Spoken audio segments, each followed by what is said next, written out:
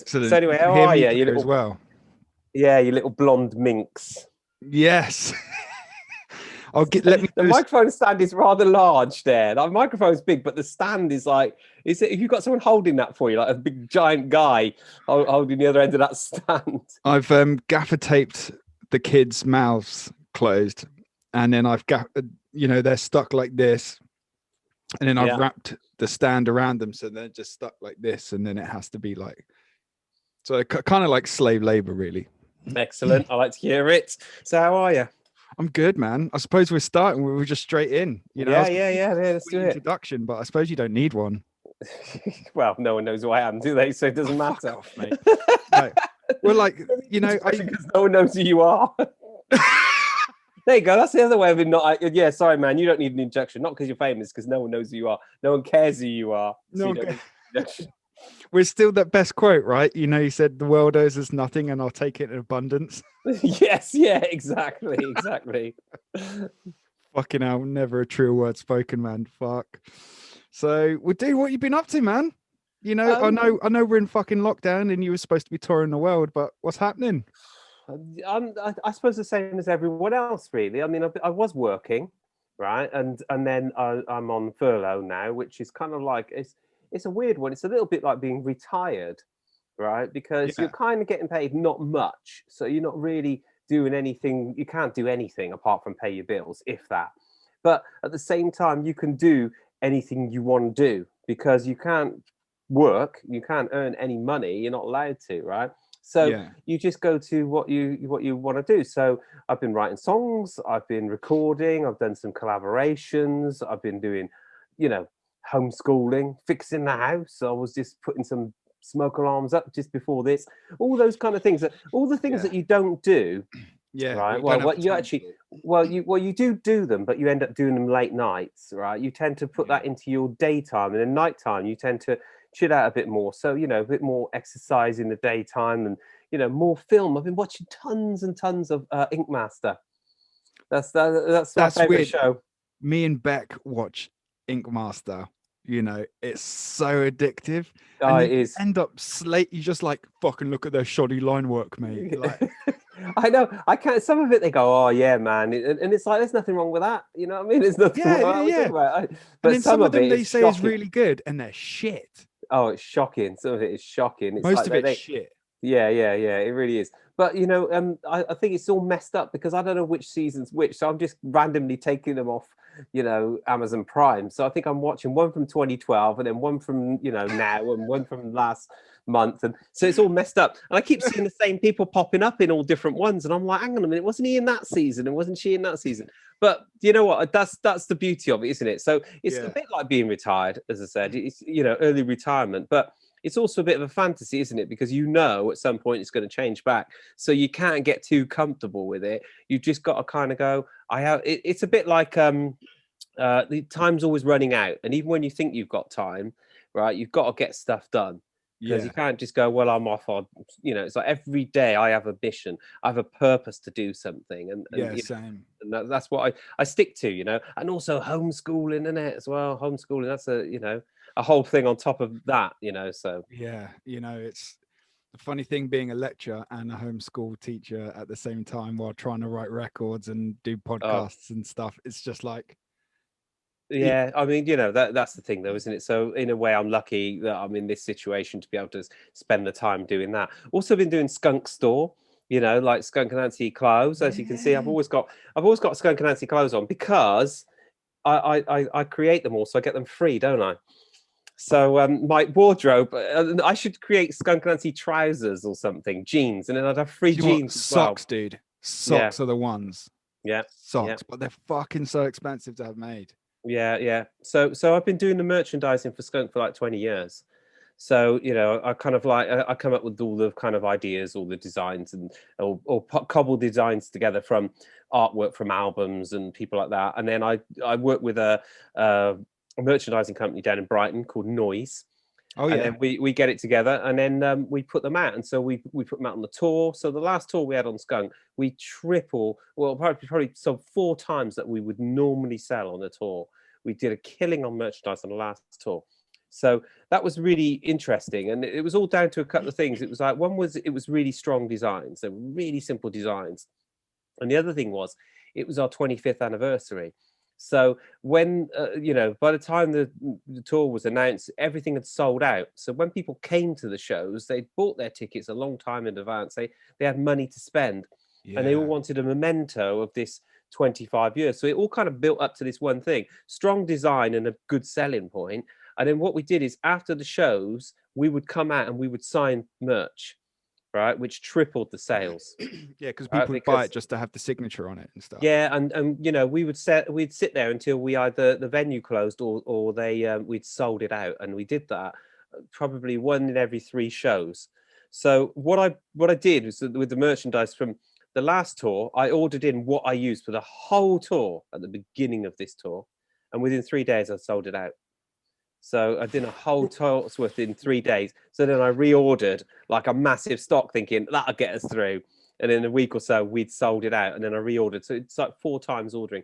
So it was really good. So it's never a dull moment. And in this lockdown, I've been creating new stuff. So I've got like a lockdown T-shirt out, which is actually I hand drew as a limited edition. That's doing quite well. We had Christmas jumpers. The Christmas jumpers, dude. The Christmas jumper, yeah. So that was out, and also the retro store. So reinvented all of the old retro T-shirts because I've got all the designs and the artwork. You can buy any old retro T-shirt from us now on our vintage store, and it's all print on demand. So it's any size, any color, whatever time you want it. That's fucking sick, man. Because don't you have an art degree?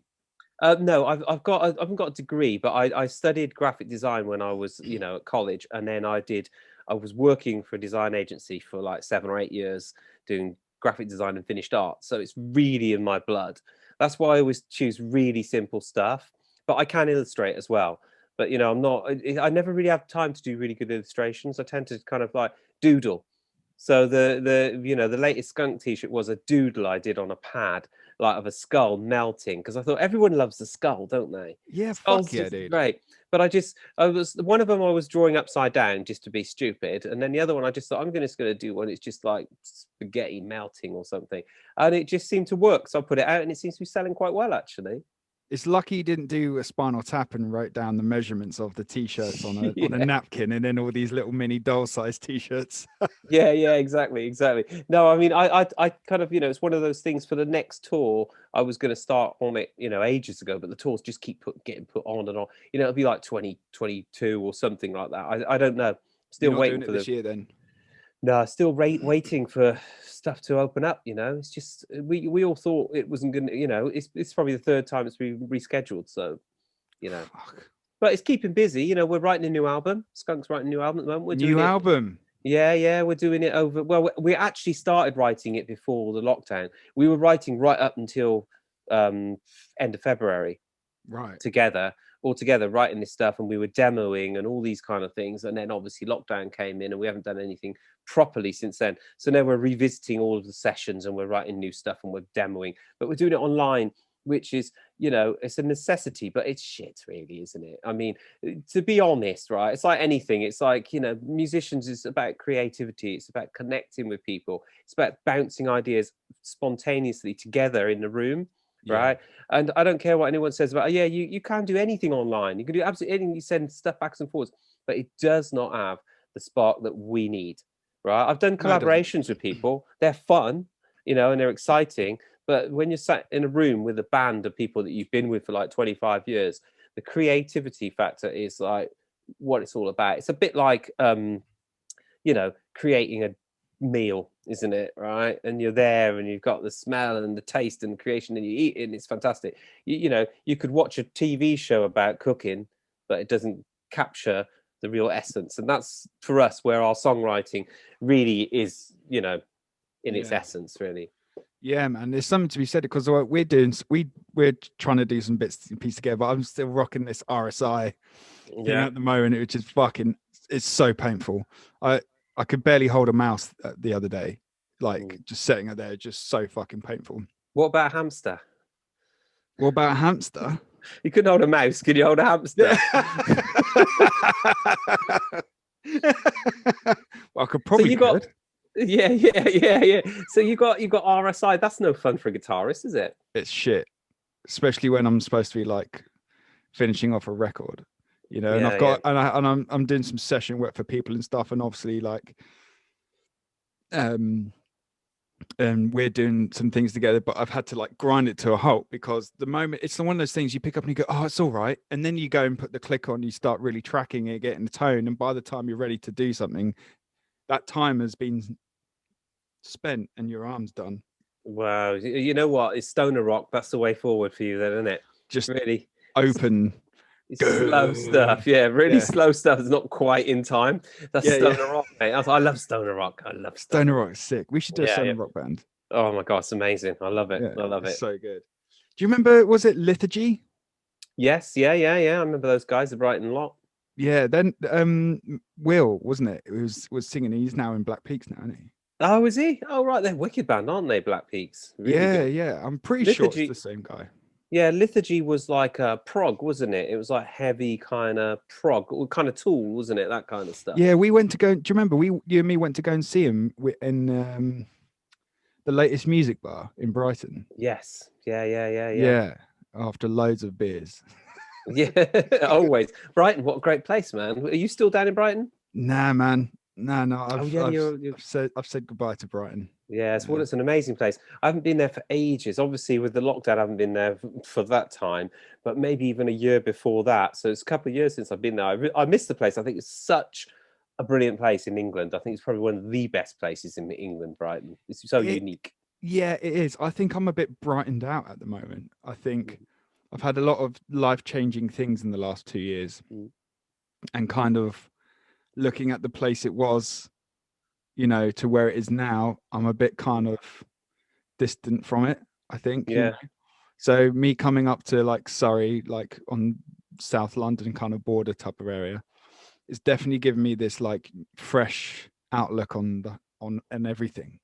I'm like, I haven't even been into the centre for a year, into the Oxford Street and all that. I was always there, traveling through it and doing stuff and, going out and all that stuff. So I haven't even been there for a year, it's like, been quite, I was in the music college, right? So I was working in the music college. So I was actually going in there because they opened it and, it was all COVID friendly and stuff like that. So I haven't been like totally holed up through the whole of a lockdown. It's only the last, month or so that I haven't been going somewhere, because of what's going on and also being furloughed. But I haven't really missed everything, but what I do miss about the whole lockdown thing is the going to the pub with your friends, like after work or something like that. That's probably the most valuable thing I think that I had in my life that was cut off, because not only was it great to sit in the pub and have a chat with your friends and have a laugh and stuff, it's also a real stress buster, isn't it? It's a real relief. Yeah. Because you go to work, you have a hard day, right? You go home and you don't want to take that home, and you say something, it just crawls to an argument and all this type of thing. Oh, dude, I'm terrible at that as well. Yeah. You go out with your friends in the pub, and nothing really matters again. It's you reset and it's really fun. And we haven't got any of that at the moment. So I think that's probably the hardest thing. That you don't have that kind of everyday kind of get out of jail kind of conversation in the pub, and that was, to me, is what I miss the most. We can still go out. I go out for a walk every day, and you can do that kind of stuff, but not that human contact. It's not even like the when people say, "Oh, I really need a hug" and all that. It's not that. I just need that kind of like, life is not that serious conversation with my friends. Yeah, totally. Talking about gold bars and Rustler burgers and shit. Yeah. Yeah, well, that's it. And it's interesting with that because you end up taking that shit for granted. And I did, that thing of like, you get home and you're fucked and you're like, oh, so-and-so's asking me to come out for a coffee or, tomorrow morning or something. You're like, oh, just, nah, I hope I never do that, say no to that shit again, within reason, because I just miss like, you're right, dude, let's get a coffee and just shoot the shit, Yeah. Kind of like this has been extremely therapeutic for me and cathartic, because it's like as close as you can get to kind of having those cool conversations. There's no format. It's not like there's some guy going, okay, make sure we talk about this and do that. It's like just people I know just talking about shit for a Yeah, few yeah, hours, yeah. and it's great fun, you know.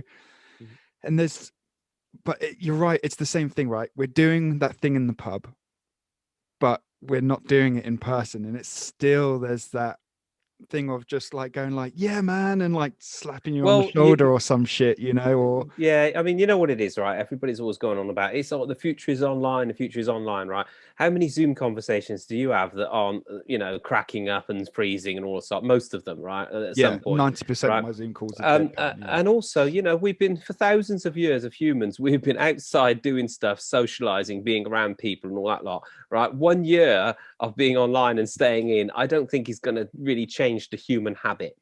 Right. So once all this goes over, I think a lot of people go, oh, I've had enough of that now. Great, thank God for this, and get back to the, you know, the interaction that they had before. There'll be, you know, it's paved the way for making things a bit simpler, you know. So we've got a lot of apps now that we didn't have, you know, so you can tap into your doctor and all those kind of things that you couldn't do before so easily. So it has improved technology, but I don't think we're going to lose the interaction of human beings. I think that's been around for too many thousands of years for 1 year to change the habits, right? So Yeah, totally, it will be a welcome return. I think it, you know, and you know what people are like, they'll all take it for granted in 10 minutes. As soon as it comes back, they'll be like, sorry mate, can't come out, I'm too tired.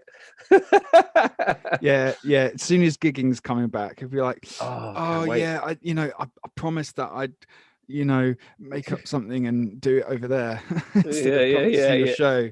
You know, like, oh, you know, I still haven't got much money. I can't pay the 10 quid surcharge on the door. Yeah. I really hope that obviously when it does come back, you know, the venues are going to be able to reopen, because, you know, they've all been, you know, having to pay their rent and gone bankrupt and all this type of thing. And all the promoters, it's like, let's hope that, you know, when it does open out and there's all these people ready to go, you know, or ready to play, that these places can actually reopen and do it, you know. Yeah. So, yeah, I totally agree, man. I was having a conversation about this just on another show, and I also hope that the treatment of bands from venues is better, though. You know, the whole like, get the fuck out by 10:30. I don't give a shit who you oh, it'd be worse. Band is. You know, and I thought it was like, I was saying that it's quite some funny things really with it, where you go, you know, they go like, yeah, could you just get the fuck out of here so we can do our DJ 10:30 club night, you know? And then when the lockdown happens, all the venues were like, please bands, please donate your money and stuff like that, which of course I did. You know, from the Dolls tour, we left all the deposits with the venues that we had. You know, one or two of them I took back because they were like in the hundreds and hundreds, and I needed that. But like some of them, it was just like, you guys have them, you know, type of thing. But yeah, I hope that there's a more of a synergy working with artists and venues when we eventually come out of this shit. Yeah. So, and on top of that, you know, with all this, I mean, that's just stuff in it. That's life that we're talking about at the moment. Musically, I've set up a really nice little studio kind of thing at home. You can see I'm sat in it here, so you can see lots of. There's a skull there. So it's full of all my gear of guitars and amps and all this sort. And so I can collaborate with stuff. So the first one I did was a PRS Guitars Collaboration. That was with Jacko from King Crimson and Rob from Jamiroquai and a couple of other people. And we did that thing, you know, did it at home. And I literally did that on software, you know, sitting in a room downstairs. And then I did a Pagans collaboration for the Black Lives Matters thing. And that was the same kind of thing. And then I was so busy, I was working. And then I got the Christmas period and it was like holiday time. So I thought, right, let's get all of my stuff back, you know, from the lockups and all this stuff, and create my studio again. Because I had all the gear. I used to have a studio before, and I had it all in different places. So I just put it all back together. So now I've got this awesome setup. It's not big, you know. I've got my nice little sofa in the corner so you can sit and chill for a bit. But you know, really good monitors. I'm using like an Audion interface, which is really nice. It's a small one. It's the ID22. So nice. A couple of inputs, but nice preamps and that kind of thing. I've got like the IK Multimedia latest stuff, which is on the market, like the best guitar kind of software converter you can get now is called the Axe, right? So I've got the Axe, which is like basically, it's got some kind of special circuit on it called Z-Tone and all this type of thing. And when you plug into it, it's like, you know, when sometimes you play into software and it feels a bit wooden, Well, this stuff kind of balances up your guitar to feel really fluid, a bit like playing into a Kemper, you know. And you've got they've picked up their game, and they've got Amplitude 5, which is like really super rocking now. And so, you know, if you want to record straight into the computer with a guitar software, it's like the premium thing now. So, you know, I could do it and people couldn't quite tell. I mean, I can tell. So I've got that. I've got the audio, and then I've got a really great mic the other day, which is an Austrian Audio. Austrian Audio, a company that were originally is it AKG? I think it's AKG. Oh, right, okay. And they those guys, and they've got this new company, and they're making this really wicked stuff, right? So I've got this microphone called an OC18 classic kind of, you know, condenser. And I've been recording acoustic guitars with that. I tried plugging them all in. They sounded okay, but you know, on DIs, but wasn't the real deal. So I've got this mic, and it's really good. It really sounds really warm, really retro. So I've got really good acoustic sounds, got really good software setups, right? And then I've got all of the real amps as well, which a lot of people, that's what they don't have. So they're playing. I've got Kemper, right? Kemper is awesome, and I've modeled all of my Skunk Anansie amps into Kemper. Which you can actually get on the Kemper website. I gave them to Kemper. So there's a rig pack of all my Skunk amps. It sounds absolutely fantastic. So I've got that. That's really good for demos, but I've actually got all the valve amps. So like, you're looking around me, I think you could probably see in the background, there's a Vox there. There's an AC125, Marshall 800, Marshall 900. I've got Cornford Roadhouse. I've got the Koch Power Tone series. I've got all these. That Koch stuff is sick. Yeah, you know which? It depends what you use, right? But I've got one on tour. I've actually got one made for me, a signature amp prototype, right? Which is really, really good. And I mean, it's very similar to my original Marshall 800, which has got a really good tone. Very, very similar to that, but with a few more kind of knobs and switches on it, right? But I've got the predecessor of that, which it was modeled on, which is the Power Tone 3. And that's really good. That's a nice all-round amp. And then I've got lots of pedals. I've got like the all analog one, which is the Nexi board, where you can pull all the pedals out and you can stick them in different arrangements. They just slot in. There's no wires, leads, or anything. It's all true bypass. That's really nice. Then I've got like a mini pedal board of stuff, and I've got like boxes of pedals, and you know, so I've got the beauty of analog. Right, and I can get all that into it, and I've also got the beauty of like the digital stuff for really quick stuff, overdubs, demos, and it's really compact, right? Some nice converters, got a benchmark, which is a real old thing, but it sounds really, really good, which all the stuff goes out through. So home studio is rocking. Been doing some collaboration stuff with Kieran from Prodigy. You remember Kieran? Yeah, I'm doing some of it with him too. Yeah, with Mark and stuff. Yeah, it's going to be sick. Yeah. So that's kind of fun. We're doing that fun stuff at the moment, and then obviously doing, you know, trying to do the Skunk demos at the same time, which are more challenging because obviously you've got 4 people with different ideas, you know, and ways of working actually. Yeah. So is that kind of proving difficult if someone's going, rather than kind of like hashing it out on the fly, like we're saying with like the whole, you know, we're missing the human interaction. Yeah. What's it like when someone's like, cool, I'll check that in a minute, and like 3 hours later, then they'll get back to you with like, yeah, it was cool, or no, that was shit. Well, I mean, the thing is, the way we're doing at the moment is we actually recorded a lot of song ideas, you know, in the room, right, with the iPhone. So we're working on those ones at the moment. So there's all the sketches and the sounds and the chord sequences and everything's all there. So we're taking that, and then we're kind of putting it into Logic, and then doing a drum track alongside it, and then building on top of it, and then taking out the original iPhone track. So the actual ideas are there, right? But as a guitarist, obviously, say you're a bass player, you've just got to do one track, haven't you? Or if you're a drummer, you've got to do one track. But as a guitarist, you have to do a whole bunch of them. And without a band around you and people giving you any kind of idea, you end up not quite knowing, you know, with sounds and parts. So, you know, ending up doing lots and lots of different stuff. So it's quite time consuming as a guitarist. You can't just bash it out like you could if the band were around you. Yeah, I'm finding that same thing. I'm doing a session at the moment with my friend Georgia and Brian Vigilante from the Dresden Dolls. Right, okay. You know, so I'm doing a kind of thing with them at the moment, and obviously he's in like California, you know, and the time difference to go like, does this part work? You know, sound it, bounce it, send it off, wait for him to come back with an idea. That you're talking like a 3-day turnaround for like a part. Yeah. Well, you know, I mean, and it's the way wicked, but it's like, oh. Well, what I'm doing is I'm just going, right, there's 10 parts. Yeah. Choose the one you want, but I'm recording them to a standard that could be mixed. You know what I mean? Rather than, because of the setup I've got here, rather than here's a demo, I'll do it properly for you. I'm kind of going, there you go. You can cut which one you want and put it where you want in the song, right? And there's 6 different parts. So between them, if they don't like any of them, it's like, well, what can I do?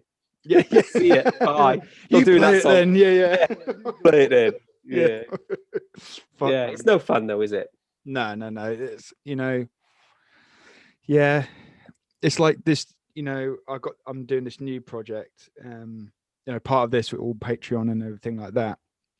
And again, it's great. You know, I've got like, I've managed I'm in a position where I can talk to people, get some great artists who want to work with me on these bits and pieces. And I'm kind of building this super band and super team around me. And it's really exciting, but I just want to go for a coffee. Yeah. And just go, oh yeah, let's do that and do that. But instead, the closest you can really get is like voice messages over WhatsApp, you know. Yeah. And you're like, you know. Yeah, you know what I do? I know this is like really funny. I think there's there's a ritual to everything, isn't there, that makes it good, right? Yeah. And one of the things I do when I'm about to kind of like record some parts, right? Say for instance in my setup here, I've got one of those. I bought one of those, you know, those Starbucks big cups that you get that are plastic, but they look like the paper ones. Yeah. Right. Yeah. You know, with the refill ones, right? Yeah, I've got one of those when I was driving, and you know, before, and I used to pull up to the drive-through and have the refill one, right? I've got one of those. So what I do is I make like a coffee in one of those, so it looks like I'm having a Starbucks, right? And then I take it here and I put it on my desk, right? And then I start recording. As I'm recording, I drink it, and it makes me feel like I'm in the studio where, you know, hey, can someone go out and get some coffee, right? And they bring you a Starbucks back. So that's part of my ritual, right? You know, like that. Or the other one is to, you know, make it and get in the car and just drive around for half an hour with it in the car, pretending that you've been to a Starbucks drive-through, right? Just drink it and then go home, right? But I'll tell you what I have done though, right? So what I've been doing a lot lately, which I haven't had time to do, is listen to a lot of music, right?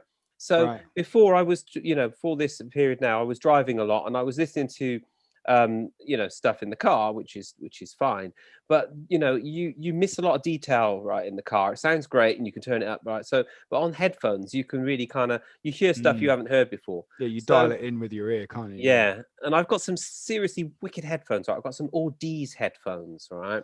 I need some decent headphones, man. I just use fucking Beats, believe it or not, to do my well, shit. this is it. In the studio, I've got Audi's, right? So they're these ones, right? Oh wow, they look they're massive. It's like giant things, right?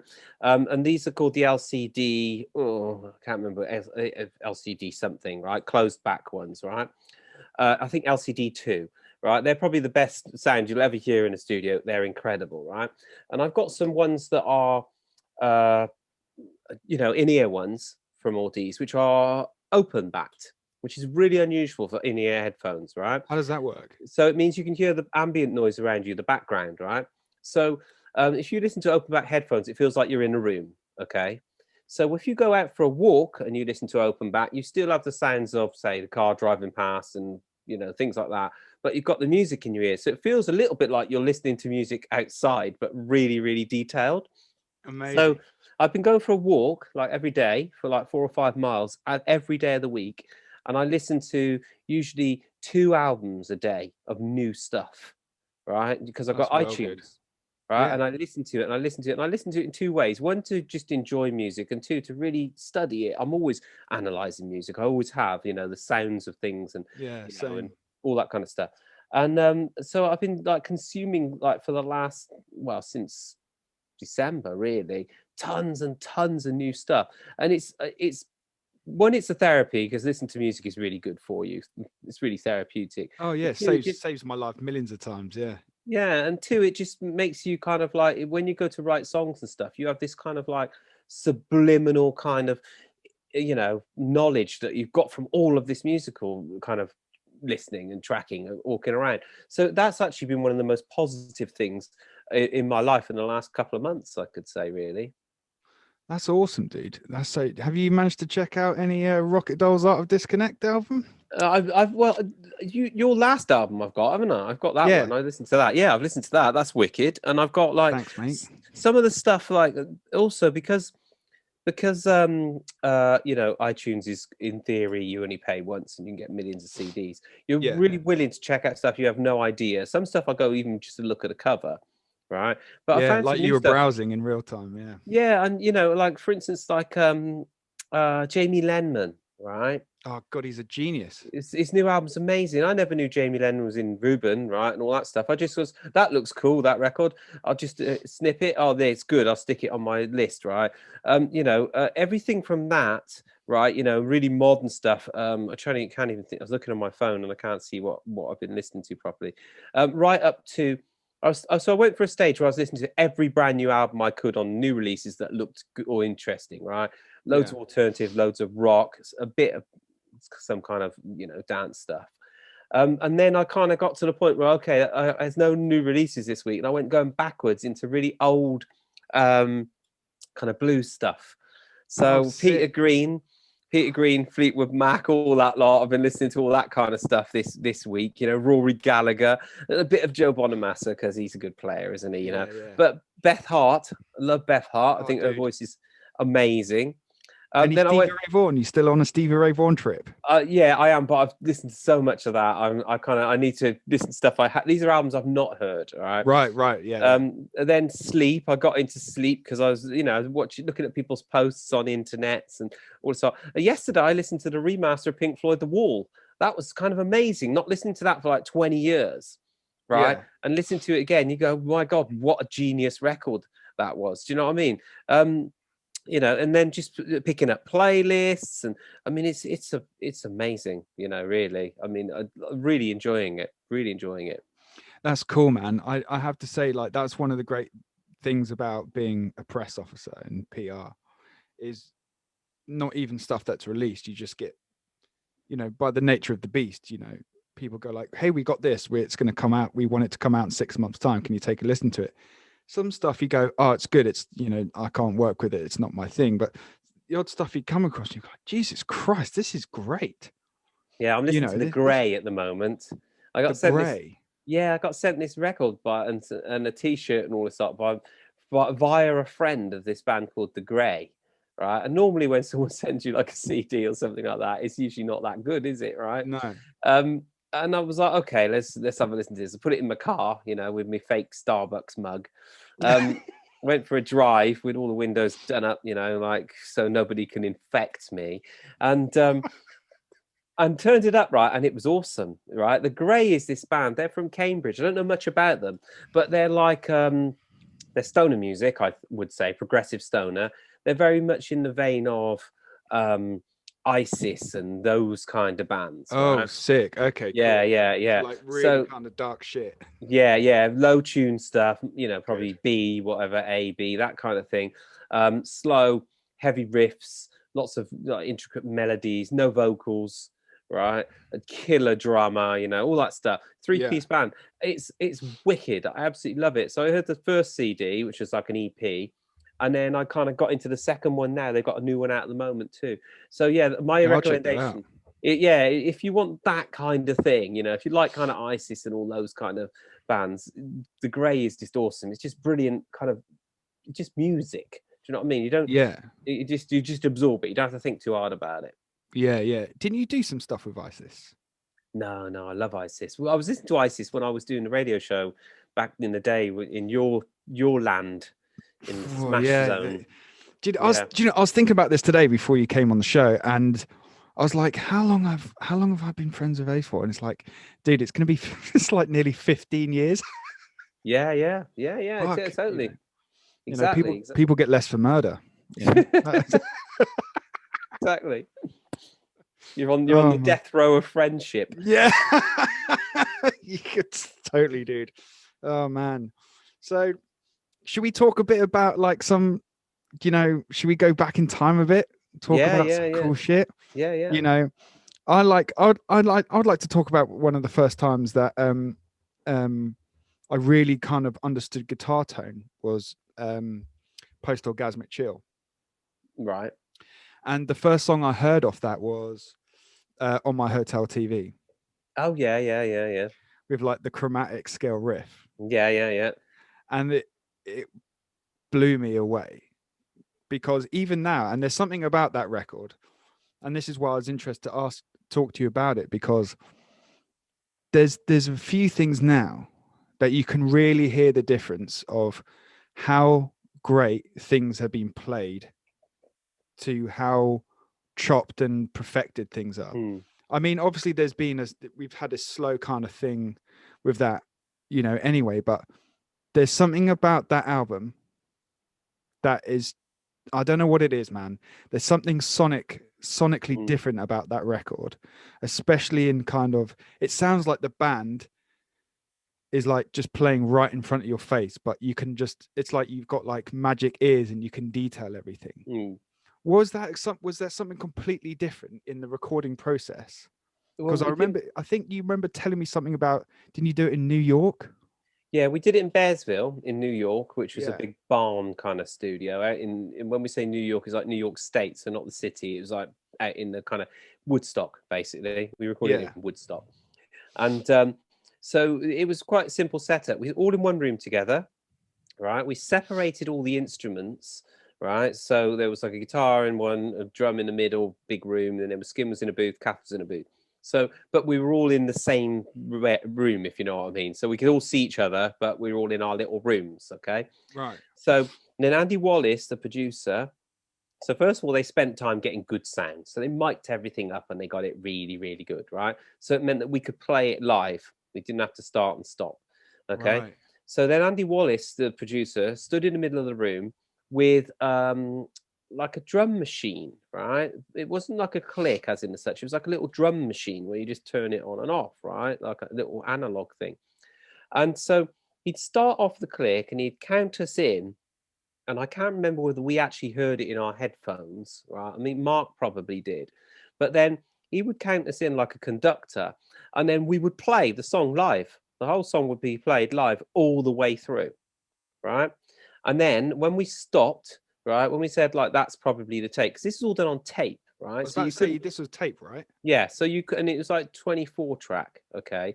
So you couldn't manipulate it, right? So once you'd played it, right? So then they basically we get the song we wanted, we go back into the control room, and we'd listen to it all the way through, right? And we'd listen to like the drums, right? And if we go, we'd stop when we thought we had it, obviously. So the last take was probably the best one. Right. Listen to the drums all the way through and go, is there anything we need to fix? And if we needed to fix, we wouldn't drop in, we'd probably cut it from the tape before. But you could only cut sections, like you could only cut like a verse or a chorus, because it's tape, you just cut it and you put it in, right? So basically, Mark would get the take usually within 3 to 6 takes of live playing, right? Then say we'd have that drum track, then we'd listen to all the stuff that goes with that track, right? Because it was recorded at the same time. And we go, right, is there anything we need to fix? So if there's a bit of bass we need to fix, we just drop in on it, or a bit of guitar, we drop in on it. So we'd have all the rhythm guitars, all the bass, all the drums done, and we'd have like a guide vocal, which could be a guide or not, depending on how well it went, right? Yeah. So there you go. We've got it's live, it's in the room, it's in tape. There's virtually no cutting on it, right? And it's all played together, and it's all the good sounds recorded at that time. We don't have to re-mic and go back and overdub anything, right? So then we spun it back, right? And then we do the second guitar on the top. I go and sit in the control room, and I just play the second guitar along to the track on the top and drop in and out where I needed to, with my pedals or different sounds. So usually what I would do is I'd have one track in there and then I'd double it with a Telecaster. So starting on a Les Paul or something and double it with a Telecaster. So there you go. You spun it back. You got your 2 guitar tracks. You've got your bass, your drums. They're all pretty much organic. They're live in the room. Then after that, Skin would do a vocal on it, right? She'd do a vocal to that track, and then after we got that, then we'd put in the guitar solos and the melodies. So we always put in guitar solos and melodies after we'd done the vocals, because we find what space we've got left in the song for that. So it's actually very, very simple. So when you listen to it, you probably find that because it was all played together at the same time, you know, the guitars all hook into it. But then because it was instantly tracked, I mean, when I'm talking about tracking, it was like literally an hour or two after we'd actually done the main track, I'd put the guitars into it. So they would be tight and we'd still be in the moment and, you know, be set up. So that's why it sounds so organic. And the first first three albums are all basically kind of done like that, all on tape. Right. Okay. That's interesting. There's definitely a difference, isn't it, from that stuff? I think, like you said, the setup time is like, nowadays you don't really fucking get a setup time.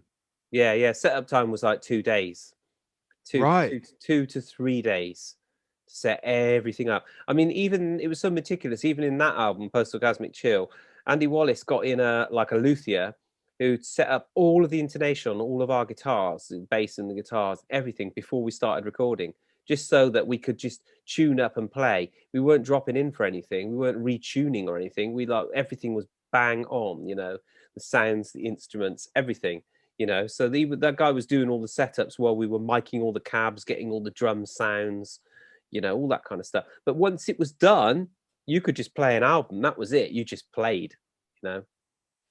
And he conducted it in the room. Every now and then he'd turn the click off and he'd just conduct you like a conductor in an orchestra until he thought, oh, this is good. Now turn the click back on, and he turned the click back on, and you got to pick it up.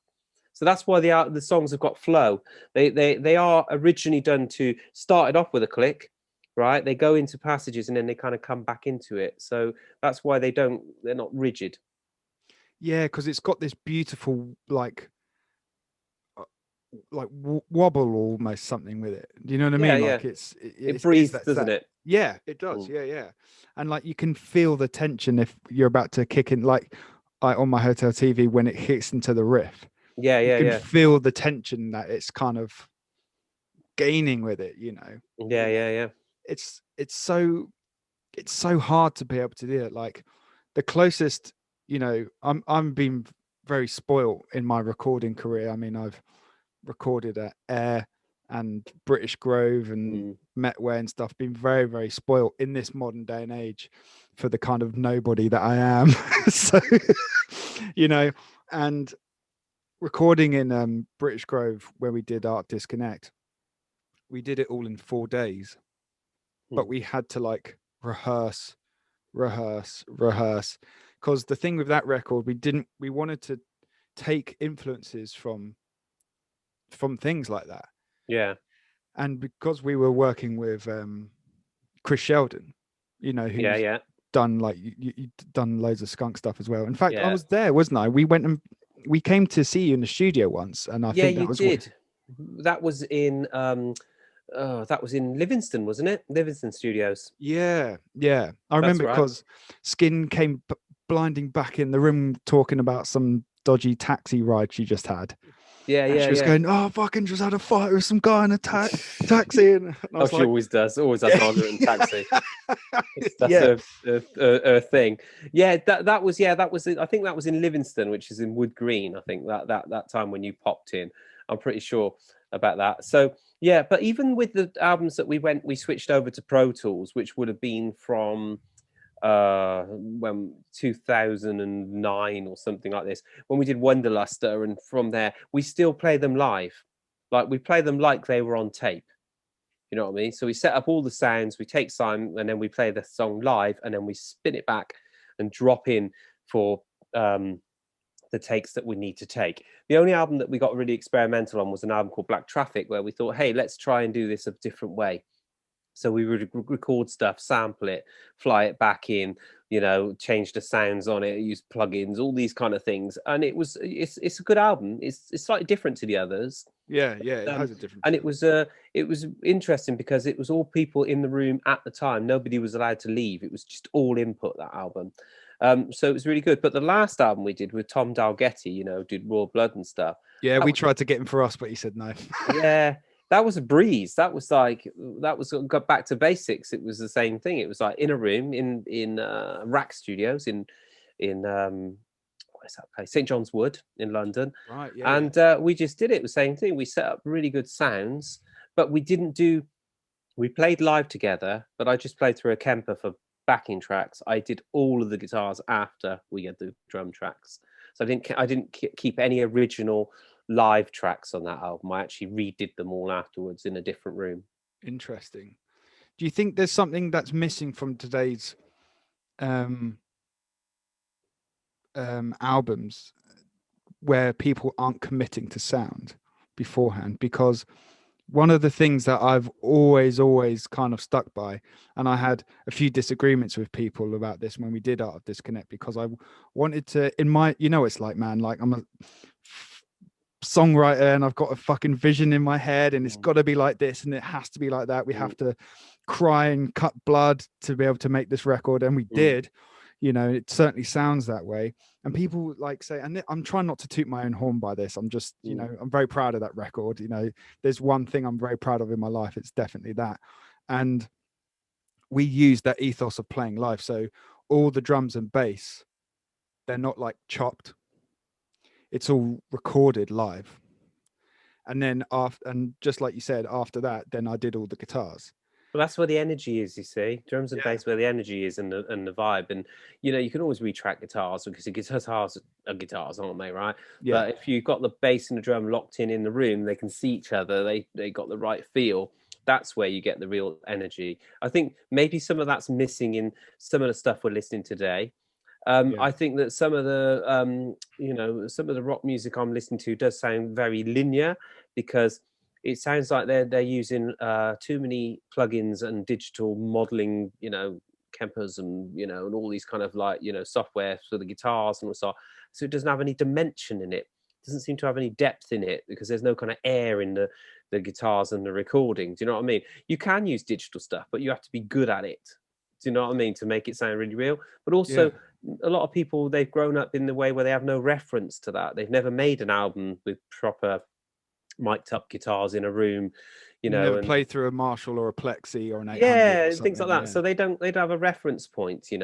Also there's quite a lot of budget stuff going on now. A lot of people are mixing it at home in their own room, and so they just use, they've got no analog gear, so they're using a lot of plugins, and it tends to go, it doesn't have space, right, and it doesn't have depth, but it's some stuff's really good. Some electronic music is really good because they're using some really good samples and they've got space in it, and so it really pops. But some rock can just literally just be like, just flow over you, like literally, like it's like a sheet of ice, So that's but I suppose that's always been the same in recordings. There's always been brilliant ones and not brilliant ones. Totally, man. Well, it's like I think a lot of that there's something that people do with mastering nowadays, which seems to just like they just fucking railroad everything on 10. Do you know what I mean? And you're like, that's cool. It does a thing, but like, is it a pleasant thing? Well, mastering is different now, right? The relevance of mastering and loudness is different now, because I do mastering, don't you? And I've done mastering for years. Right? Yeah, you did our first record, man. Yeah. So before it was about making stuff loud on a CD, right? Because people were putting it in their CD player against other records, and it was popping out, right? You go into a club, someone DJs you next to Metallica, you want your record to sound louder, you want it to pop out more. It was all about mastering full CDs to make them sound loud and pop out wherever they were on the radio. People would have compression on the radio, but it still popped up loud, things like that, right? Whereas now everything is streaming, and they control their limits, right? So it doesn't really matter if you master super loud or average or quietly, it'll still pop up the same on iTunes as it will on Spotify, right? Because they've got a level limit, okay? But the difference is if you master something really hot and really loud, you're going to lose your transients, your dynamics of your track, right? And so if everyone's listening to them now at the same volume, because it's all been leveled by the streaming services, it may not sound as good because you've squished the life out of your track. Do you know what I mean? It's not going to sound any louder than anyone else's, which was the old point. It's actually going to sound the same volume, but more squished. Whereas someone who's mastered at a lower volume, they've got more dynamics, transients, their music sounds better, and it'll come up to the same level as your super loud one, right? So Yeah. the question of mastering now is, what do you want it? Do you want it to sound really loud, or do you want it to sound it really good? In the old days, everyone just wanted it super loud, and that's what I was trying to do as well. I was all trying to push the limit how loud I could get it without killing it. But the difference is, I'm a musician, right? So when I Exactly. listen to stuff, right, I really listen to all of the music and the parts and the instruments and make sure I'm not compromising it. Whereas a lot of people mastering at home may not be musicians, as in the such. They might just go, "Oh, I've got mastering," and they just chuck a track in. That sounds good, sounds loud, but they're not going, "Oh, has the snare drum disappeared?" Or where's the, why is the vocal squished in too quiet now? That, you've got to listen to it as a musician, right, when you're mastering something, and then you've got to make your choice how loud you're going to push it before it compromises the track, or it works for what you want it to do. Yeah, man, it's bizarre, isn't it? 'Cause I've noticed. Do you know what? I've noticed it the most with the new Architect stuff, where it is just railroaded. Like, and on Spotify, it sounds shit. The songs are great, and I actually haven't been a fan of Architects necessarily. I really appreciate them, and they're fucking amazing at what they do, and especially they're Brighton. And I think Sam the Singer's, his mum used to be my receptionist at my old doctor's. So that's quite funny. But yeah, it seems exactly what you're talking about here. It seems exactly what's happening there, because I downloaded the album through iTunes, and the stream to the ACC file is like night and day, on a completely, like, it's like this you're talking about. It's just so squashed, and like it's almost like it almost to the point where you're like, even at low volumes, you're like, it just doesn't, it's like too much, and just like, oh, everything's too compact, it sounds over loud. Yeah, it's too aggressive, isn't it? Maybe. I Yeah, think. but on the MP3 of it, or the ACC file, it's fine. It sounds fat, so I'll be interested to hear that on the CD compared to the rest of it, because the songs are fucking killer on their new stuff. And YouTube's another one. Like, you can really hear the difference on YouTube. YouTube compresses the shit out of everything. Well, this is it. But I think we're growing up in an age where people don't really care. They right? don't care. It sounds good they don't enough. Give a shit. Well, I mean, but then when you look at the parallel, right? Look at, say, I don't know, 30 years ago, right? Before CDs. I don't know how long CDs have been around. Probably about that long, right? Yeah. So before CDs, people were buying scratchy vinyl, right? And they were playing it on those little suitcase record players, right? With shit needles, yeah. Yeah, right. All right. And that was good enough. That was what music we were listening to. Music that was great. We were getting off on it at that level, right? And then we had like Walkman cassette tapes, and people were like listening to stuff off cassette tapes on really, really low quality headphones, obviously, because headphones weren't advanced then. Even those little earpiece things that people used to get, right? They used to listen to records off their tape recorders, right? So the quality of sound then was 100 times worse than what it is now, right? Even with our YouTube compression and all this art. So, we've got another age, a generation of people that are quite happy with that stuff, right? But we've also got a subset of people, like we always have, who've been really into the good sounding stuff. They buy the really expensive headphones. They have the good converter. They listen on Tidal. They download the AACs. They buy the CDs. So you're always going to have that subset of people that like have audio quality in mind, and you're also always going to have the general consumption of the public, which is, it's music, it's something I like, it's good enough for me. It's not their main thing in life. They're probably more interested in gaming than they are music, most people. Yeah. Do you know, there was an interesting thing? There's a documentary on Netflix about gaming, about the gaming industry. Like, they called it, I can't remember what it's called, something like the boom of the game, something, or gaming boom or something. And they did a survey in this, and they showed you all these stats from America and the United Kingdom, where people felt that paying £80 for a game was better than listening to music for free. Oh yeah, I can see that. They felt there was more value in buying the game than it was having free music. Yeah, free.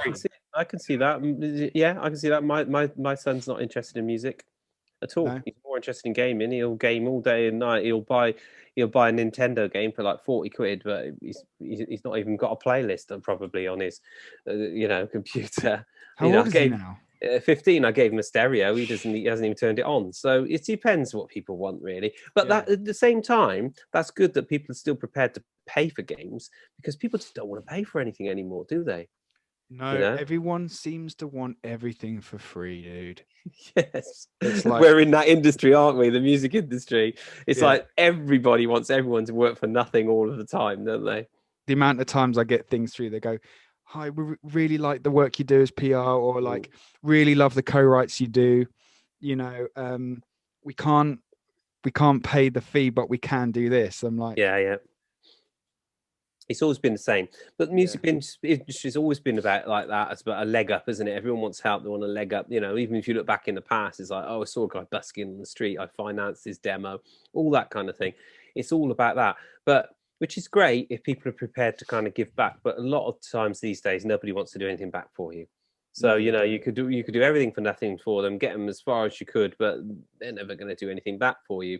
So you have to make that decision. Well, is this something I want to spend my time doing when I could be doing something, that's more valuable for myself, right? So, for instance, I still do stuff. I still help people. I'm always helping people get to where they want to go. But at the same time, I don't expect anything back from it. Do you know what I mean? Yeah, I know what you mean. I do that a lot. I did like a lot of artist development stuff, and then they go like, "Oh, we can't pay," and I go, "It's fine." Like, remember me when you're playing Wembley. Or just give me a shout out when you're on BBC Radio 1. Yeah. Thing. The closest I've got to Radio 1 was Radio 2. So, it's funny that, isn't it? I think it seems to be this generational thing where people don't want to work hard for it.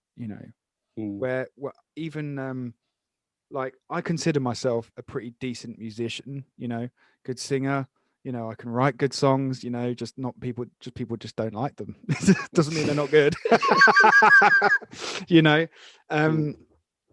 But I think I'm pretty decent on guitar, and things like that, and I have a decent knowledge of stuff. But I've had to work for it. I haven't been that guy that picked up the guitar and it was like, oh, I can just play all the chords. Do you know what I mean? Yeah. I had to put 6 hours a day in when I was at guitar college. I put in those hours a day, like learning my stuff, learning my scales, doing all that, spent, hundreds and hundreds of pounds on vocal lessons and things like that, and people seem to think that you just picked it up one day and you can just go like, oh, this seems to make sense. Yeah. The thing is, we for quite a long time now, we've been living in a society where the glamour now is in YouTube, right? And being a YouTube star and making films, or being an influencer, being on Instagram, getting lots of likes, right? And everybody thinks that, because they see these people with all the lots of likes and they're all rich because of this. So that looks easy. I'll do that. I'll just make some films at home and I'll get millions of views and I'll be rich, right?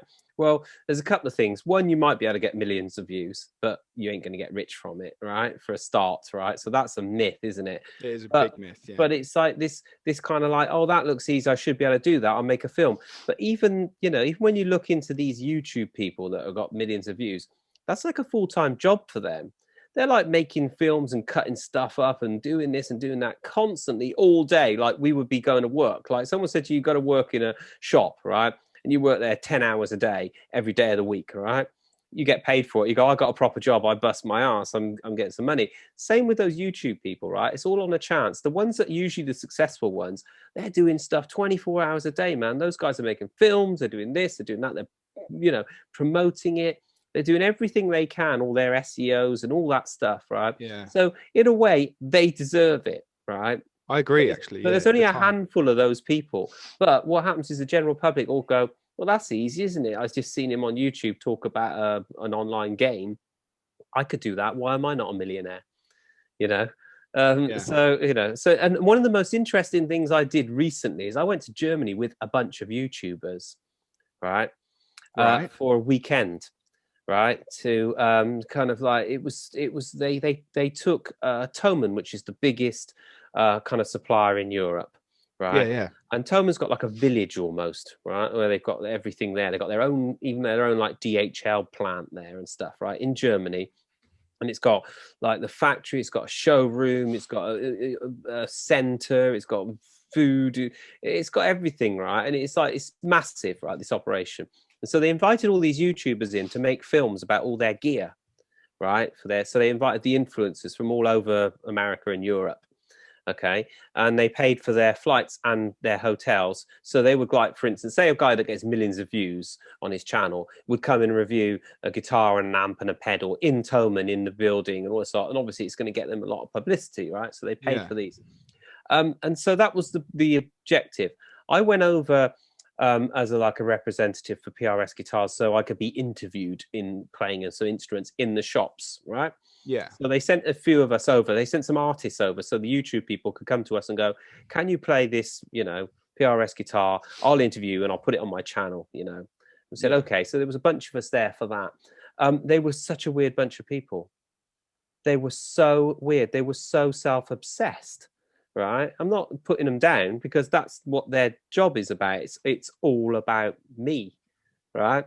YouTube personalities. You watch them on the channel. When you really analyze those people, it's all about me, right? That was what it was about. And so people were really weird, right? Like the way they interviewed you and stuff. It was kind of almost like it's really narcissistic. Like it was like I'm more important than the product, the environment, the person I'm interviewing. Everything was like a secondary thing to what they were. And I also realized that a lot of YouTubers, they I know how they kind of function. They have their niche, so they wouldn't go, "I'm going to do this, this, and this, and this." They go, "I'm only going to do these things because that's what I do," because that's why people tune into their channels, because they're not broad, they're niche. They go, "This guy only talks about, heavy metal flying V's or something." You know what I mean? And they won't veer off it. So a guy said, like, "I'm not going to interview you because you're not heavy enough." Right? Not because you're a successful guitar player and you're here and all this stuff, but you're not heavy enough for my channel. And the guy goes, "Yeah, but listen to like Charlie Big Potato, that's pretty heavy." He goes, "No, it's not heavy enough." Heavy as fuck. Yeah, and he goes, "Yeah, but it's not heavy enough for you to be on my channel." Where he could have gone, "Oh, okay, I'll tap into Skunk Anansie with my ratings, blah, blah, blah, do an interview with him, I'll put it on my channel," right? It could have probably worked for him, but he goes, "No, it's not my thing." So you'd get that. Some people would just go, "You're just not, you're not in my zone." And other people would go, "Great, this fits," and they'd interview you and they'd stick it up and they'd get their views. But it was really weird. It was such a weird experience. But it was the competitiveness of them between each other was kind of off the scale. It really was. Yeah, it's funny because do you know the YouTuber Rob Chapman? Yeah. I've opened for him a few times. And he's really nice to me. If I saw him, I'd be like, "Yeah, I like Rob. Yeah, he's good." But the people that followed him were just like a different thing, and he was aware of it, And he was like, "Do you want to grab a coffee or something?" And I was like, "Yeah." And then he was kind of looking like, and I was like, "It's cool, man. I'll catch you later." I'll leave you to the minions. It's a weird modern phenomenon. It is a weird modern phenomena. It's a different type of fan base, isn't it? Do you know what I mean? But everybody's. I don't disrespect it. I think it's a really good thing. It's an amazing thing. It's just such a weird thing. From my experience of being there and the people it was quite surreal. It was quite desperate. It was fun. I did enjoy it, but it was, it was competitive. It was quite desperate, and it was really surreal. Yeah, it's a very strange thing, man. I think there used to. I was going to say, changing the subject, what's the best thing you've done lately that's been actually good in this lockdown time? You actually done anything that you thought that was good? Yeah, I've written some fucking good songs. Yeah, okay. I've started this podcast. I've launched my Patreon channel. My girlfriend's pregnant. Way, Way. yeah, way. You know, we're due June, which is really exciting. Got a little girl, and yeah, I've actually done more session work in the last 3 months, 4 months since October. I've done more session work there, and I started a job at BIM. Yeah. You know, and I've rewritten the whole course. And yeah, so I've done a lot of really productive stuff. Lockdown for me has been very different to the majority of other people, like because I started lockdown with this complete conundrum. You know, I was in a really bad place with mental health, ended up in hospital, and I'm fine now. I'm all good, you know. But I had an album that hit number 12 in the charts, in the rock charts. Couldn't tour it, so we had our Australian tour cancelled. We were going to play Japan. We had France, Germany, Spain, all gone. Our biggest tour, like headline tour of UK, gone.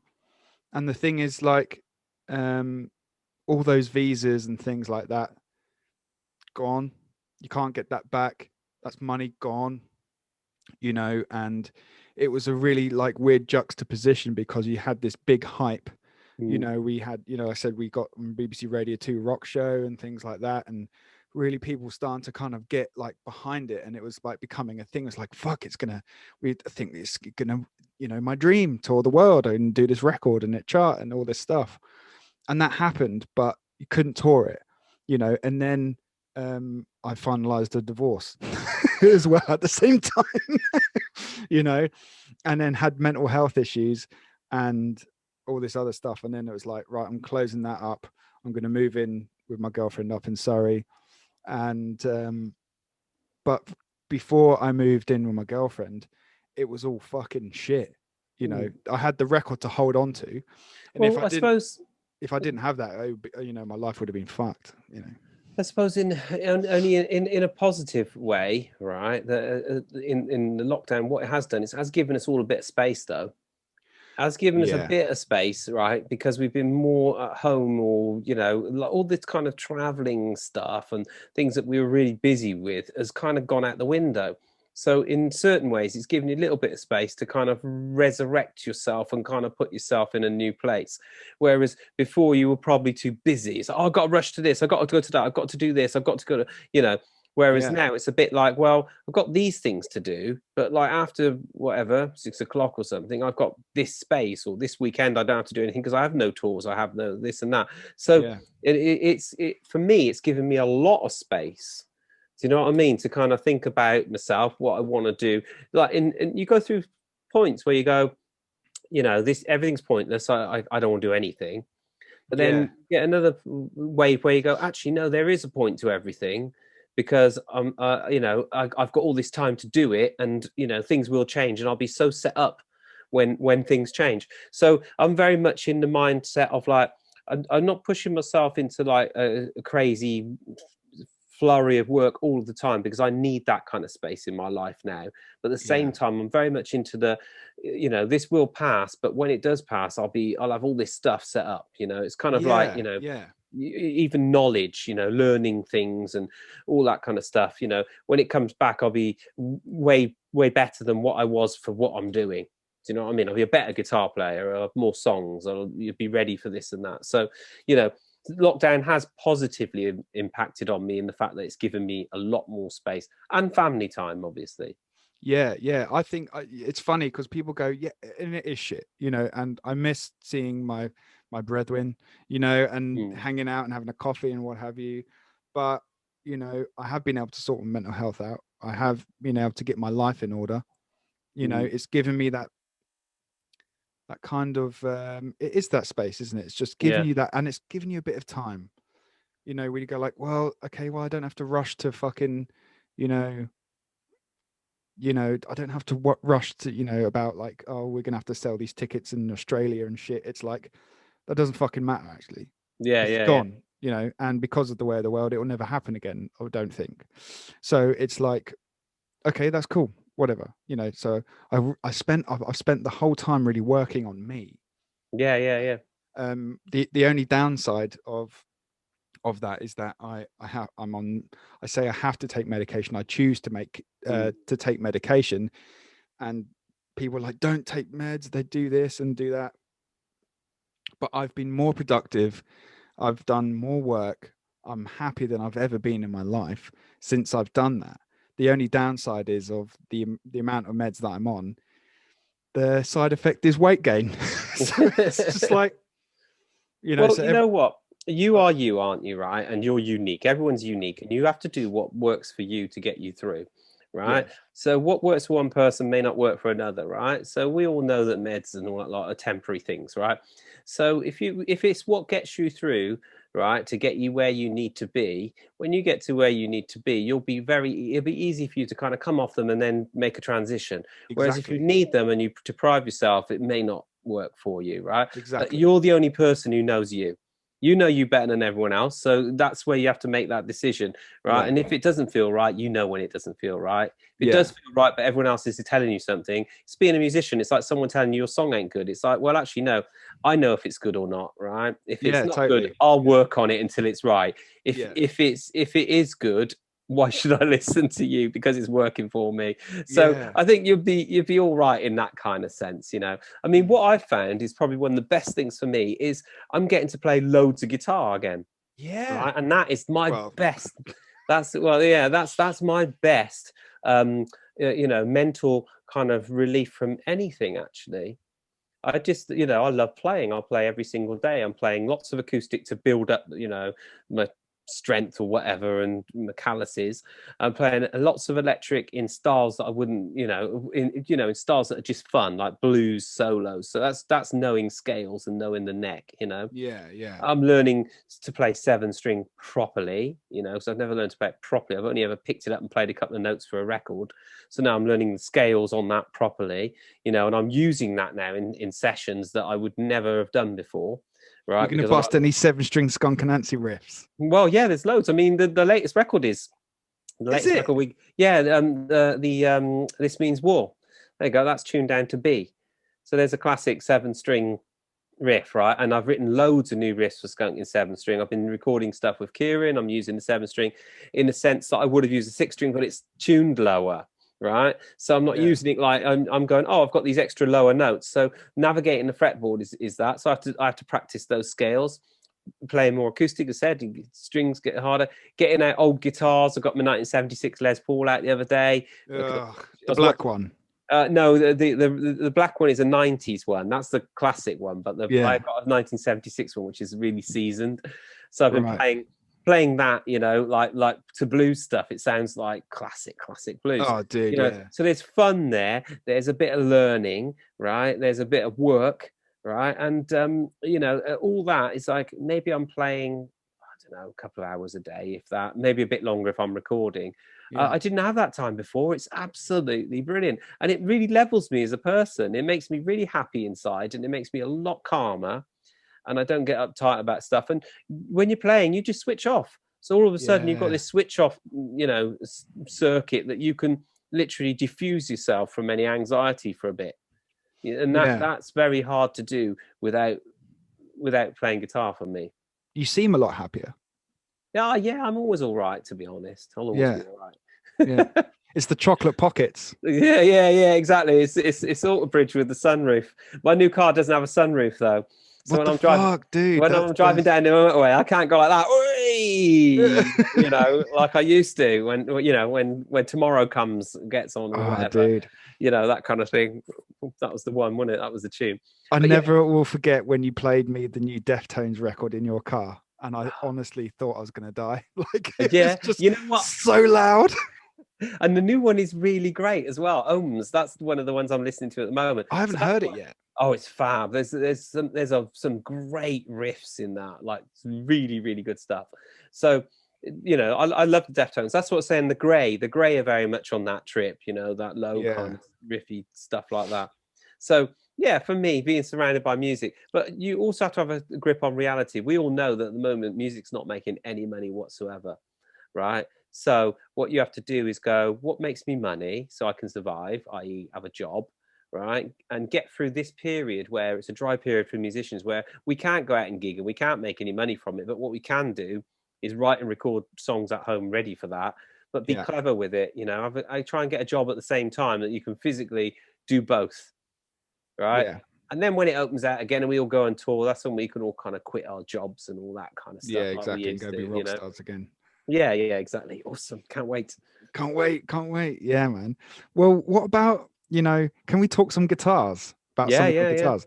Because it's very rare nowadays, especially. And I was having this conversation with a buddy of mine the other day about iconic guitars. It's very rare that you get a modern iconic guitar. Yes, right. It's true. I mean, maybe it's because we need the test of time, right? We're still all in. Look, I mean, look at behind me, the shapes, the single cut shapes of the Les Paul and all that lot. Even if you can see that one where my thumb is now, that's a what's it called? A Myra, PRS Myra, which is very similar to a little Les Paul Junior, right? So the shapes of the guitars really have stayed there forever, aren't they? Telecaster, Stratocaster, even PRS have got the Silver Sky, which is basically looking like Stratocaster, right? Yeah, I've got one. It's it's really hard to break out of what people like, right? With shapes, I would say a guitar that's slightly different shape that may become a bit of a classic is PRS have got a one called a Vela or a Vela. It's VE. That's a great guitar. Yeah, sick guitar. Yeah, so I've got one of those, and I've got the Vernon Reid Signature, right, which is the gold one, right, the gold coloured one, and that's really fab. And I really like the shape of that. I like the way it plays, and I think it really suits the headstock, the shape of the body, and all that kind of stuff, right? That may become an iconic guitar in the future. Who knows? But we're so stuck in our ways, aren't we, of what shapes we really like. I've got another one which is Starla. That's a really nice guitar with a Bigsby on it. They may become a bit of a design classic. That's a PRS guitar. Well, I suppose probably the closest thing to that is probably Matt Bellamy's Manson. Yeah. Mikey from Skindred's got a Manson as well, hasn't he? Oh yeah, dude, that guitar's orange one, isn't he? Yeah, that thing fucking rips. I think that still looks like a Telecaster, though, doesn't it? It's like a bloated Telecaster. Yeah, so it still looks like a Telecaster, whereas a Vela kind of is quite original looking. It is, yeah. I mean, some of the classics, though. I mean, I've got a Firebird, that's a great classic looking guitar. It doesn't play amazingly, but it looks amazing. It looks sick, yeah. It's like super sexy, isn't it? And I mean, Gibson Explorer. That's a great classic looking guitar, isn't it? Yeah. It's like you think Explorer, you think Hetfield, like that, don't you? Yeah, and I think Cheap Trick. Totally. Yeah. And the Edge. Right at the beginning, the Edge was playing the Explorer, wasn't he, all of the time? Oh yeah, the natural coloured one, natural wood one. Yeah, man. So is that gold PRS behind you, single cut? Yeah. Is that your custom? Yeah, that was made by Custom Shop USA. So I had to wait for a year for that, right? Oh, dude. And the difference is the specs on that are it's obviously like a mahogany body and maple top and all that type of stuff like they would do with a gold top.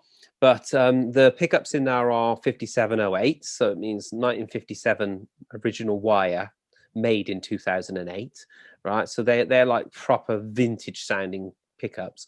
They've also got coil taps on them, so I can make them into single coils. Oh, sick! Right? So you can get that telly thing going on. Yeah, and then I got the wraparound bridge on it, so that was like a good feature at the time. So that bridge on there. Then I had a custom thin neck, right? Because that kind of model of guitar usually has a wide fat neck, and so I've got a wide thin neck. But I think they personally made that one neck. I don't think it's off a production line because I've got wide thin on my other guitars and it doesn't feel like that one. So it's really comfortable. Then the headstock is black with the gold emblem on it, which you don't get on that kind of guitar either. They do like a natural wood or a dark wood or something like that. So I've modeled it on the fact of like a bit of a 50s Les Paul gold top.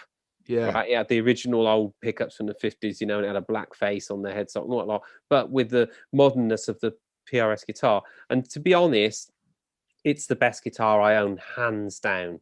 Really? Sound to play, everything about it, the weight, the whole lot. It sounds like if you just plug it straight into a Marshall kind of 800 or something, it sounds like Paul Kossoff, you know, free.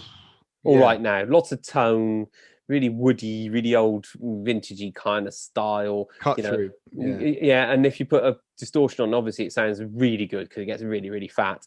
But then if you go on to the neck pickup, you know, it's very kind of, when you listen to those old blues, I mean, anything from Gary Moore, that's what it sounds like. Gary Moore's Les Paul, it sounds very similar to that. He's got that Peter Green Les Paul, hasn't he, from 1959? Yeah, Greenie. Yeah, and it sounds Kirk very, Hammett's very. got it now. Yeah, I played it. No, I played the copy that he had made when he had some prototypes made of it just before he died, and I played that one with him. And I get it. I know what that tone was, right? Yeah. So it's that kind of thing. It's a classic sound, and it can go all the way from sounding like Gary Moore, right up to, say, Guns N' Roses' Appetite for Destruction. You know, Oh yeah, it's just even like got that. thick. It's even got that kind of sound on it if you got the right amp and driver, you know, Marshall 900 or something, and a tube screamer on it. It'll sound very. You can get it to sound very Slash, but that's what Slash is about. You know, he's into that old tone as well. So yeah, it's amazing. I love it, that guitar. Yeah, man. Do you take it on the road with you? I've not been out on the road really since I've had it. I mean, I did do a couple of shows. I think I did a few shows, and then that was it. But on the road, I've got a whole stack of single cuts. All look the same. They're all set up the same. They're just different tunings. Are they like the more like road dogs type of thing? Yeah, they're pretty new now though. So you know, I used to have all different guitars, right? I used to have this one for that and this for that, and it was brilliant. But they had different volumes, they had different necks, they had different this and that, right? So what I did is I got a Tremonti Signature, which I play, which I've had for years, which I love. It's my I favorite. remember when you got that. That was Yeah. awesome. So good. Yeah. So I've got that, right? So I got that Tremonti Signature, and it's got 5708s in it and blah, blah, blah, right? It's all set up like that gold top, wide tin neck. So I play that all the time. Then I had my Ace Signature made, which was modeled off that guitar that I'd modified. So the modified Tremonti, the Ace Signature from PRS was made in that style, right? So what I did is I got 3 of those, and then I just souped them up a bit, put 5708s and changed the tuners and all that kind of stuff. So they're all basically the same as my original Tremonti, right? Yeah. And then I just tune them in different tunings. So every time I change guitar, it's like there's no difference in the feel, the action, the neck, anything. The only thing that's changed is the tuning of it, right? So it's really good to play across a show because it just works across the whole show. So I got 4 of them in a box. They go out on the tour, and I just play those now, and it's really good, and it's really uniform. Yeah, because when I play live, I've got, you know, the it's great when you get experiment, because I'm a massive Ian Thornley fan, so from Big Wreck.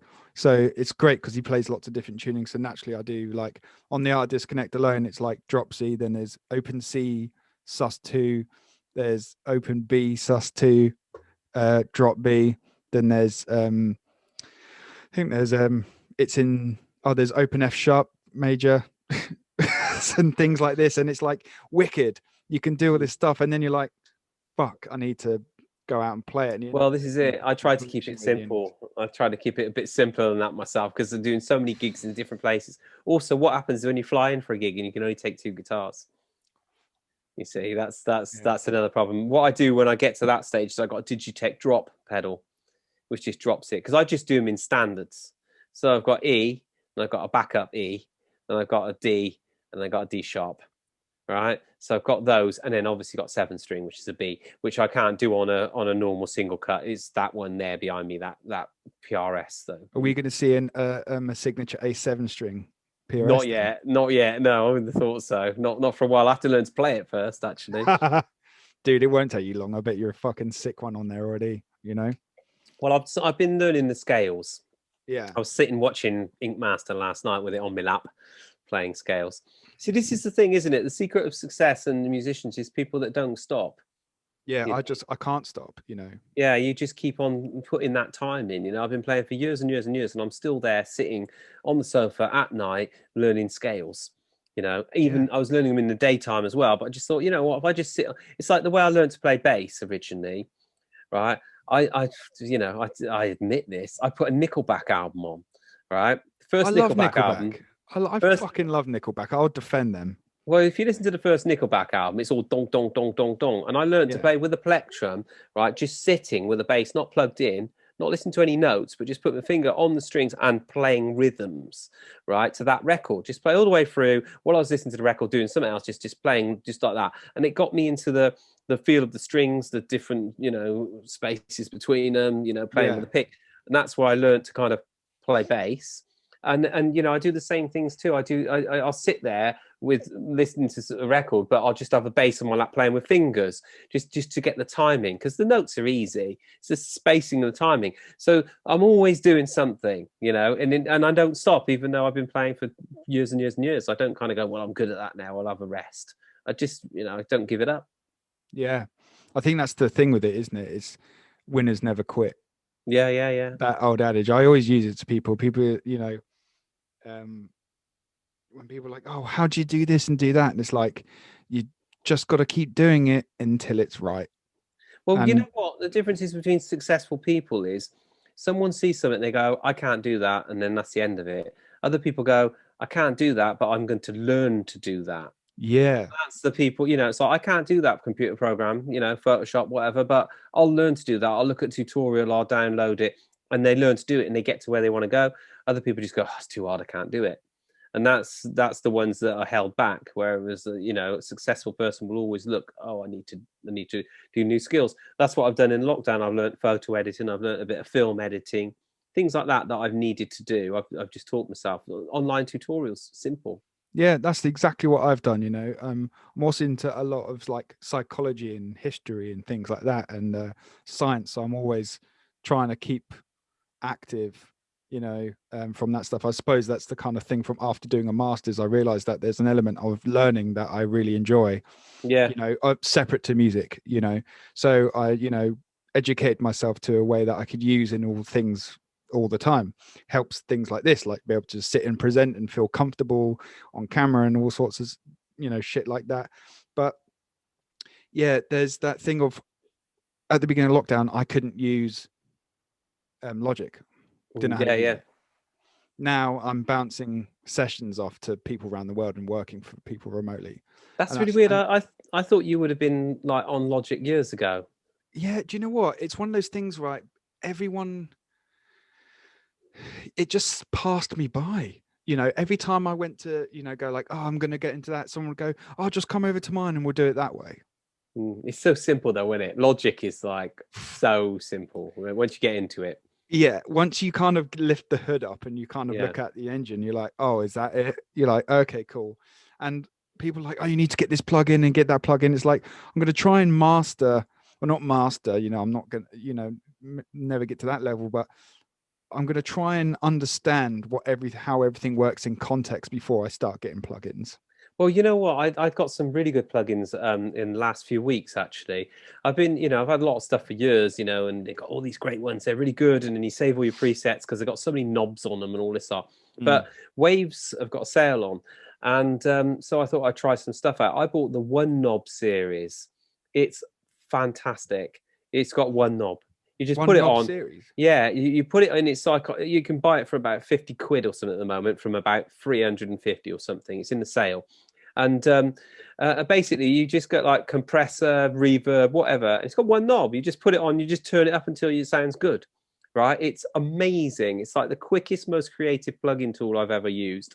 The other thing was I bought the Chris Lord Algae series of stuff, right? And that's like, for instance, vocals, right? It's one plugin, but it's got a few parameters, and it's really simple. It's just like compression, you know, one knob on it for each one, you know, delay, reverb. So you go, oh, I'll just compress it a bit. I'll put a bit of delay, I'll put a bit of reverb, and you just push them up and it just sounds fantastic, rather than putting on 6 different plugins with 20 different parameters and all that type of thing. So some of these new preset kind of plugins that are being released are really good. So there's like obviously Chris Lord Algae is one of them.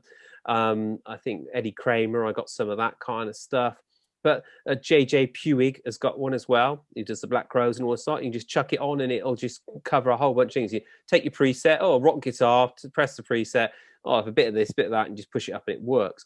So they're really good for if you're going to do stuff quick and it's creative. And also, any plugin is good if you've got a good ear. You know? Right. If it sound, I always come back to this one thing with everything. Does it sound good? Yes or no?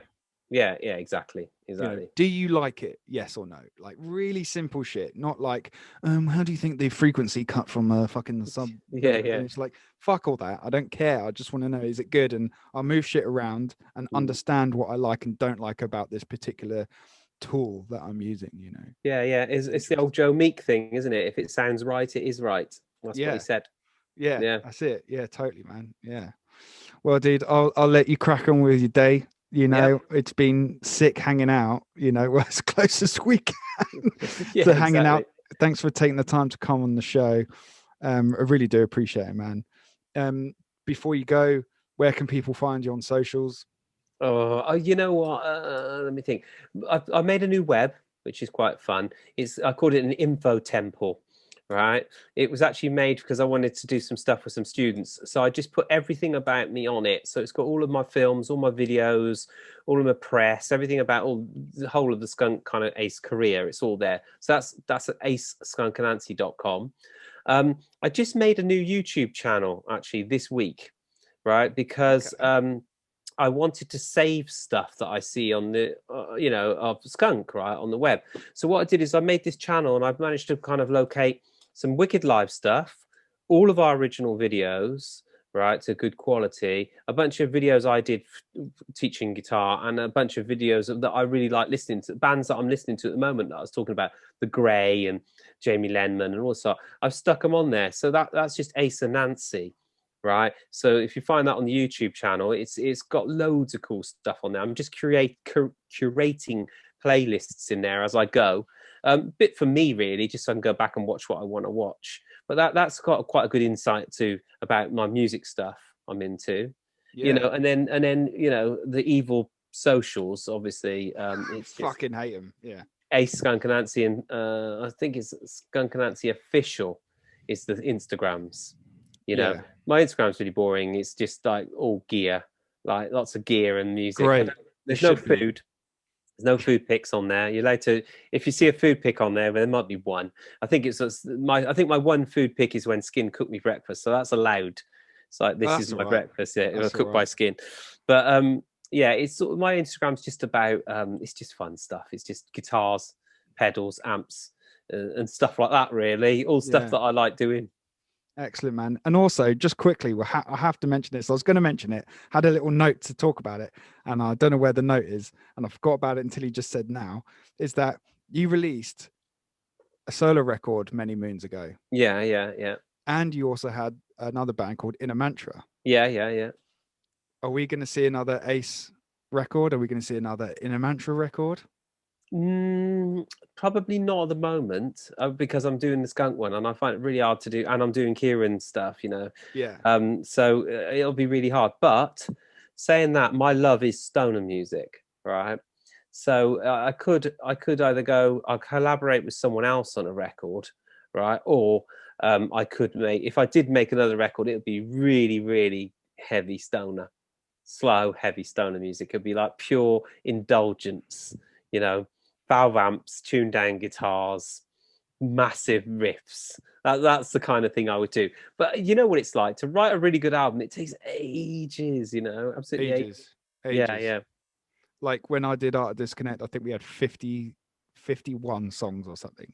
Yeah. And narrowed it down to the best 13, you know, whatever ratio that is, you know. So it's long. People don't, you know, no one sees them on that 80 days because you don't have B-sides and shit. I mean, I'm quite happy with like what I put out in Skunk. You know, that's enough for me as an artist. That's a lot of work. You know, albums, touring, so full on.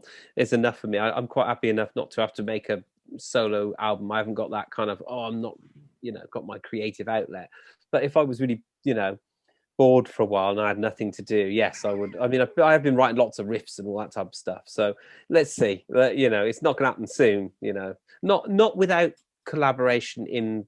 You know, I don't want to do it at home. If I was to do a record, I'd do it with people in a studio. Of course, yeah. It's got to be a physical thing. Yeah, because they got to feel the mighty riff when it comes out of those speakers. They got to feel that. They can't just go, oh, I listen to it now, and they listen to it on their iPhone without even headphones in it. Yeah, I'm just listening to your stuff, and they listen to it at the speaker on the phone. I'm like, I'm going to kill you.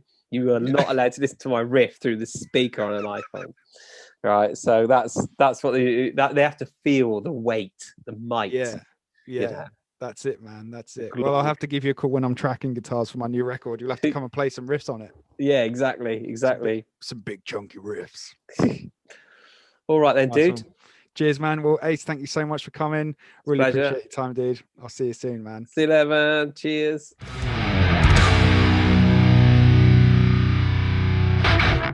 Check out the Nikki Smash Show only on Patreon.